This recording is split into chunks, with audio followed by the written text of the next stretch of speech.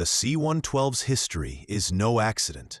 It was founded on Mercedes-Benz's intensive research program, which began in the late 1960s.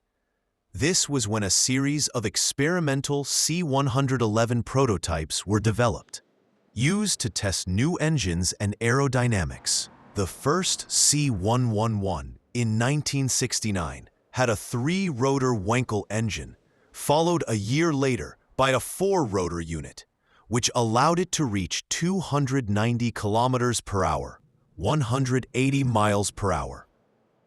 In 1978, a diesel version was introduced, capable of over 320 kilometers per hour, 190 miles per hour. And in 1979, the same platform with a turbocharged V8 exceeded 400 kilometers per hour, 240 miles per hour. The experience gained from the C111 prototypes provided Mercedes with enormous technological capital. In 1990, the brand capitalized on this experience once again, co-developing the C11 Group C racing model with Sauber. The car proved dominant, winning the 1990 World Championship. Such spectacular track success naturally led to the next step, building an extreme road prototype that would combine sporting pedigree with practicality. The result was the Mercedes-Benz C112, unveiled publicly at the 1991 Frankfurt Motor Show. The C112 was a laboratory of the future, packed with electronic systems unheard of in road cars at the time. It came standard with ABS and an advanced ASR system, which not only reduced power and controlled the ignition, but also braked slipping wheels. The car also featured an active rear axle steering system, which stabilized the car in sudden crosswinds and on changing road surfaces. It was the C112 that explored the foundations of what would later become ESP. One of the prototype's greatest innovations was its active aerodynamic system. Both the front and rear spoilers responded to the road conditions, adjusting downforce and air resistance.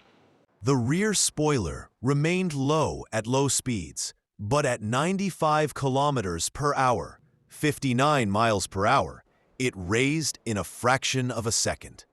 Under braking, it acted as a powerful air brake, supporting the conventional discs.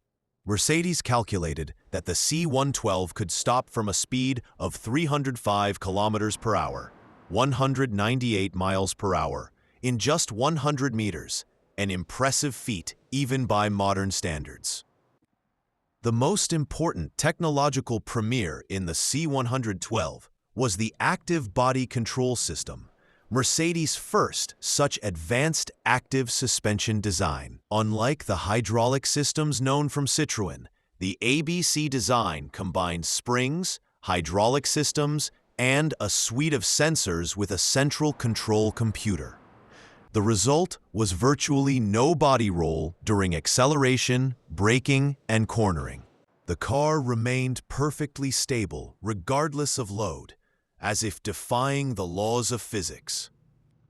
The prototype utilized lightweight aluminum alloys for the streamlined body, frame, engine block, and floor pan. Both weight and safety were considered. Crumple zones were designed to absorb energy at key points. 17-inch magnesium wheels reduced unsprung mass, and Kevlar components were used in areas such as the diffuser and front bumper. Steel suspension components completed the design's racing-inspired yet road-legal character. Stylistically, the C112 bore a certain 1980s character, yet it still presented a remarkably modern appearance. Sharp lines and long, aerodynamic surfaces defined the low, wide body. The visual impact was enhanced by doors that opened upwards, like those of the Mercedes 300 SL, and were even designed to open in the event of a rollover. The interior wasn't as futuristic as the mechanics. Subdued, black and gray, simple, and focused more on functionality than luxury. The mid-mounted V12 engine could be admired through the glass rear hatch without having to lift any bodywork. The 6.0-liter M120 engine developed 408 horsepower and was paired with a 6-speed manual gearbox. Performance was impressive: 0 to 100 kilometers per hour in 4.9 seconds and a top speed of 312 kilometers per hour. Cooling was a classic solution.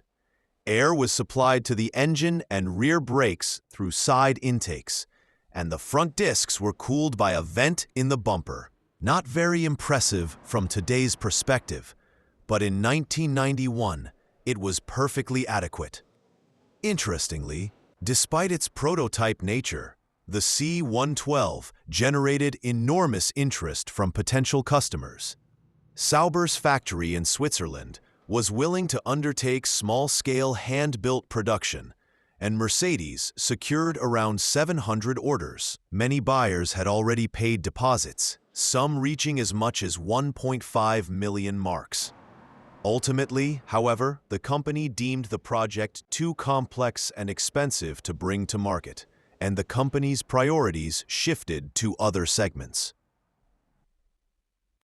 The decision to cancel the C112 meant that Mercedes' roadworthy supercar would have to wait until 2003.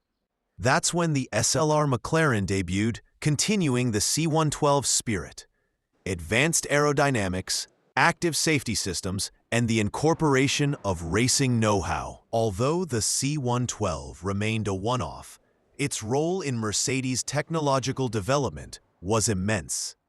It was a testament to the brand's ambition and an attempt to define the future of the supercar at the dawn of the 1990s.